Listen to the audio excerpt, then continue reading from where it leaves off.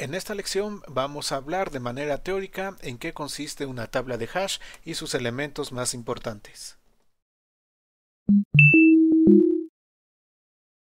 ¿Qué tal amigos de YouTube? Bienvenidos a esta lección en la cual vamos a empezar a trabajar con la tabla de hash, que es otra estructura de datos y es una estructura de datos muy importante.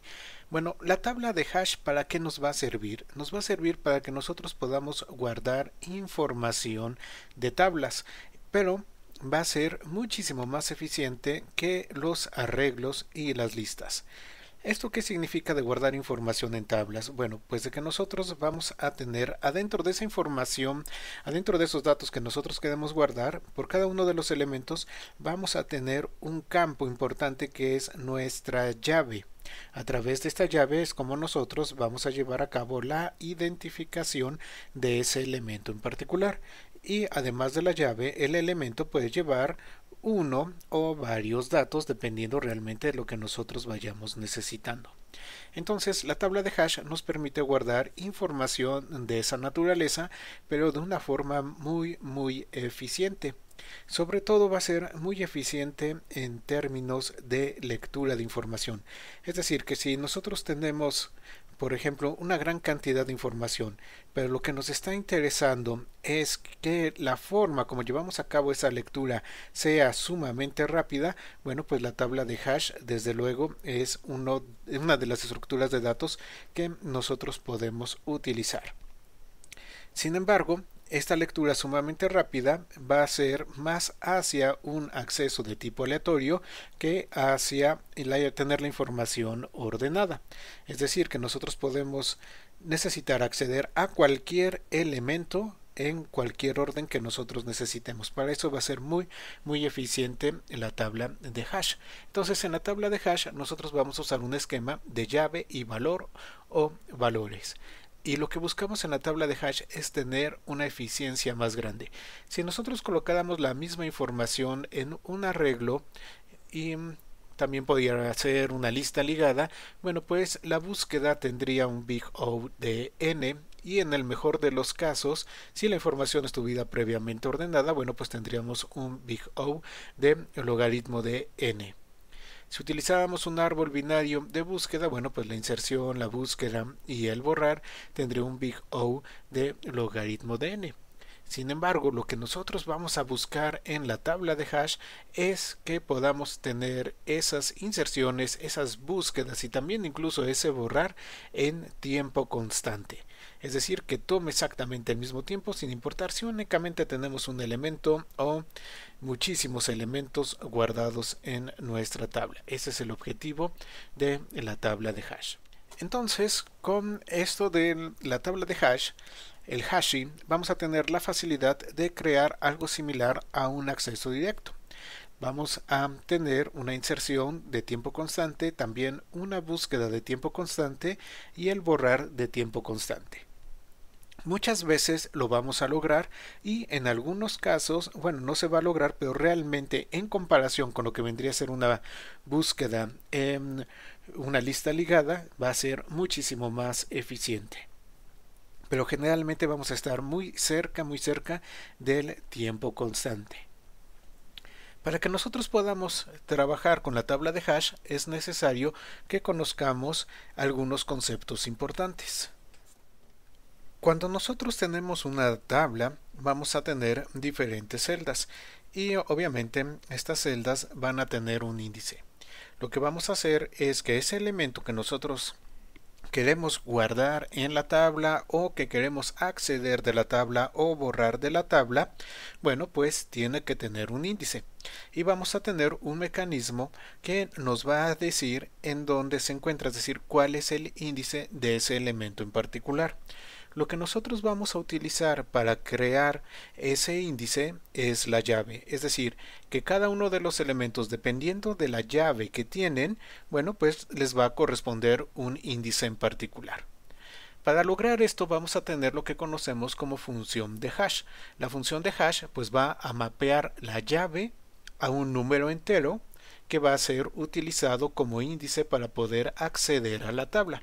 Es decir, que yo puedo tener una llave que puede ser un valor numérico, por ejemplo puede ser el valor 5534.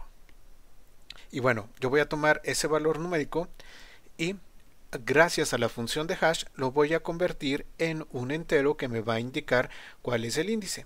Ahora podría ser, por ejemplo, que en lugar de un valor numérico puede ser pues una cadena.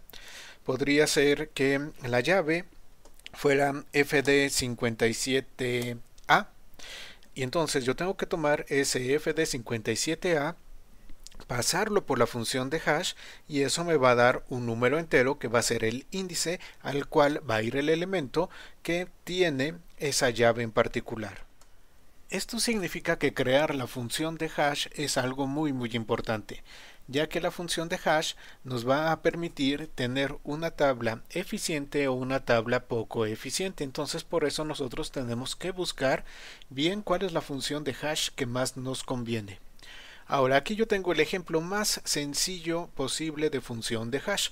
Es este que tenemos acá. Tenemos h de x va a ser igual a x módulo n, donde x obviamente es la llave, en este caso una llave numérica, y luego vamos a tener módulo n, y n es la cantidad de celdas que nosotros tenemos adentro de nuestra tabla, el tamaño de la tabla.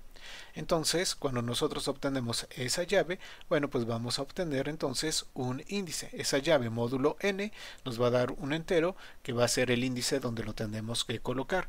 Esta es la función de hash más sencilla posible para un número entero. Y ahora bien, si nosotros estamos trabajando con cadenas en lugar de con números, bueno, pues tenemos que buscar un mecanismo. Por ejemplo, ¿qué podríamos hacer? Podríamos, si tenemos una cadena que tenga ASDF, esa es la llave. Bueno, entonces lo que podemos hacer es sumar el ASCII de A más el ASCII de S más el ASCII de D más el ASCII de F, y esa suma módulo n, y entonces nos va a dar un entero, y de esa manera nosotros podemos ir encontrando los índices gracias a la llave que nosotros tenemos. Ahora, esto de crear funciones de hash realmente sí lleva algo de práctica, algo de tiempo y sobre todo algo de experiencia. Hay que tener funciones de hash que sean lo más eficientes posibles. Las características importantes de la función de hash es que tiene que ser eficiente al calcular. Tiene que ser algo que sea lo más rápido posible de calcular, que no tarde demasiado y no sea muy rebuscado en llevar a cabo el cálculo. Tiene que ser algo sencillo. Y otra característica que tenemos que tomar en cuenta cuando diseñemos la función de hash es que debe de distribuir de manera eficiente las llaves. ¿Esto qué significa? Que, por ejemplo, si nosotros tenemos una tabla que tiene 100 celdas, y vamos a tener, no sé, en este momento 20 datos que queremos colocar ahí, 20 elementos. Bueno, pues entonces estos 20 elementos deben de quedar lo mejor distribuidos adentro de esas 100 celdas que tengamos. Si nosotros tenemos que la distribución es, digamos, la mayoría queda agrupado al inicio, la mayoría queda agrupado al final, bueno, pues obviamente no estamos distribuyendo de manera eficiente. Entonces, cuando se crea la función de hash, tiene que ser eficiente al calcular y también distribuir de manera eficiente y correcta estas llaves que nosotros estamos teniendo. El siguiente concepto que tenemos es el de colisión, y es un concepto muy importante, ya que nos va a llevar a diferentes formas en las cuales nosotros vamos a poder implementar nuestra tabla de hash. Bueno, ¿en qué consiste la colisión? La colisión consiste en cuando nosotros tenemos dos o más elementos a los cuales la función de hash les está otorgando el mismo índice. Cuando eso sucede, decimos que tenemos una colisión y vamos a tener desde luego diferentes mecanismos para poder responder a esta colisión. Supongamos que tenemos aquí nuestra tabla. Tenemos en esta parte las celdas para los elementos y este simplemente es el índice de cada una de las celdas. Entonces tenemos una tabla que consta de 10 celdas, su tamaño es 10. Y nuestra función de hash va a ser la siguiente, va a ser x módulo 10, donde x es la llave. Ok, entonces digamos que vamos a colocar un elemento que tiene como llave 57. 57 módulo 10 nos da 7. ¿Eso qué significa? Significa que en la celda con el índice 7 vamos a colocar al elemento. Colocaríamos el 57, que es la llave, junto con los valores que le corresponden. Hasta ahí vamos bien.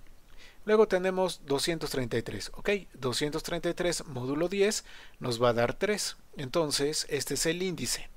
Y en la celda que tiene el índice 3 colocaríamos entonces el elemento que tiene como llave 233 y el valor o valores que le correspondan. Hasta este momento no hemos tenido colisiones. Vamos muy bien. 56.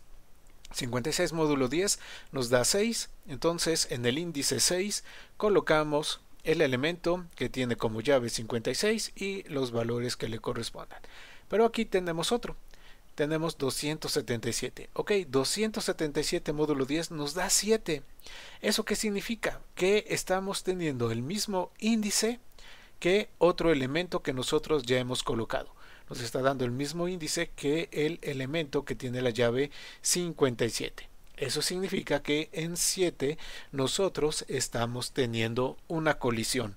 Y desde luego, bueno, pues tenemos que buscar algún mecanismo por medio del cual podamos resolver la colisión. Aunque posteriormente entraremos a estos temas con sus propios videos, bueno, veamos cuáles son las formas más comunes en las cuales nosotros podemos resolver el conflicto que nos genera la colisión. El primero que vamos a tener es el que conocemos como encadenamiento.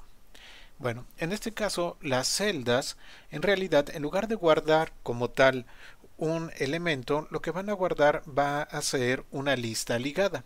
Entonces, cuando nosotros tenemos una colisión, simplemente adicionamos a la lista ligada que corresponde a esa celda el elemento correspondiente. Entonces, las celdas, bueno, pues van a guardar en realidad los inicios a listas ligadas.